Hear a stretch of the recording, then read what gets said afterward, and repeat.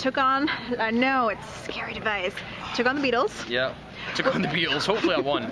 Yeah, I mean, I would say you won. Yeah. But what was going through your mind when you heard that was the idea for the song? I don't know. I've never felt a compliment, kind of an indirect compliment like that before, where it was like, yeah, you're allowed to sing the Beatles on the show for a song that they've never cleared before. I was like, okay, well, that's no pressure. No pressure at all. No pressure at all. Just take your time there, son.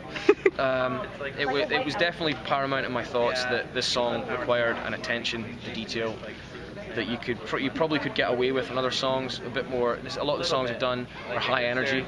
They've had a lot of movement in them, and you know it's rock and roll. If you're not hitting the notes bang on, it's because you're jumping off a drum riser or falling out flat on your face. Right. But with this one, it's nothing but direct emotion, yeah. and it's everything about it is beautiful and accurate, so you have to try and tap into that, and that was tough.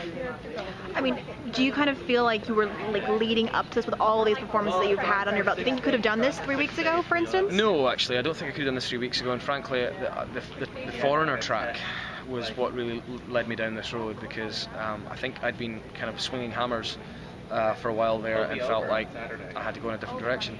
And I think that sitting down at the piano doing the Foreigner track, which is beautiful, opened a door to me to really think of other choices, to really think about, well, where do you go from here? Of course, Let It Be, if I get through, is going to open an even bigger door, which is what the hell do you do to top Let It Be? Right. So, I mean, have you and Blake been talking about, okay, what do we do next? There's a few things, but the thing is that the ideas we're so wide-ranging that we almost have to start narrowing it down if I get through, and I honestly don't know what we're going to do.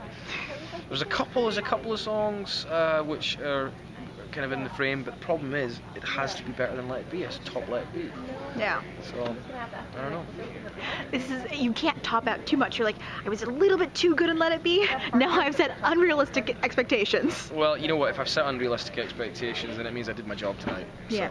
So. I mean, because tonight is so important, and 3 of you are moving on. It's only one person's getting cut. Are you doing anything special to kind of rally your fans to make sure that you do make it? You know, I'll talk to the many thousands of people who've been nothing but supportive on Twitter and Facebook, and try and give as much time as I can.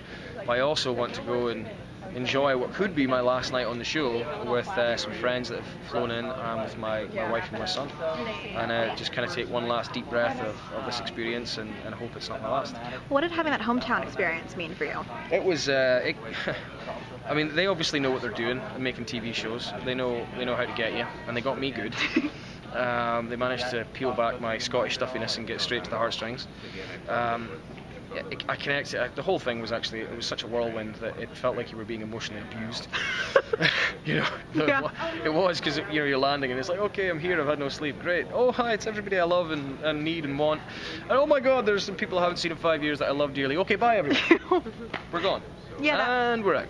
They're like, lots of fun. Yeah. Take it away. But actually, the one good hard lesson from the experience was everyone left here will be going home to their families shortly. It's whether you go home a winner or whether you go home as one of the other three.